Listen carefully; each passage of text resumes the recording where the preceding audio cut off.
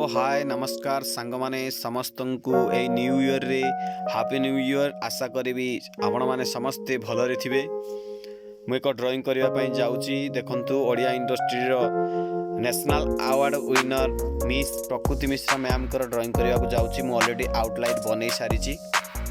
रेफरेंस भाव रे देखंतु ए पिक को मु नेची आउ ए पिक को ड्राइंग करबा पई मु प्रथमे चारकोल पेंसिल को यूज करी कारण हेयर पार्ट आपण माने देखि पारुथिबे बहुत डार्क अच्छी तेणुक मु चारकोल पेंसिल यूज करी आउ ब्लेंडिंग करने एक ब्रश देखुं आपण ए ब्रश द्वारा मु ब्लेंडिंग करी आउ ड्राइंग पेपर जमती हलबनी से मु मास्किंग टेप यूज करी आपण माने देखुंती या नहीं सेठारे लगई देले पेपर हलबनी जहाँकि आपण को ड्राइंग कला बेले किसी असुविधा हेनी तेणुक मु प्रथमे मास्किंग टेप यूज करनौची तापर ड्राइंग को स्टार्ट करिबा।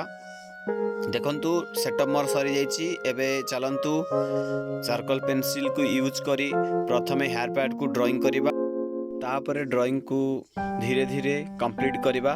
तो सांग माने वीडियो को शेष पर्यंत देखंतु। जदि वीडियोटी भल लागि थाए ताले निश्चित भाव में लाइक शेयर और सब्सक्राइब करने को जमती भूलिबेनी। आपण मानकर भल पाइबा निहाती आवश्यक।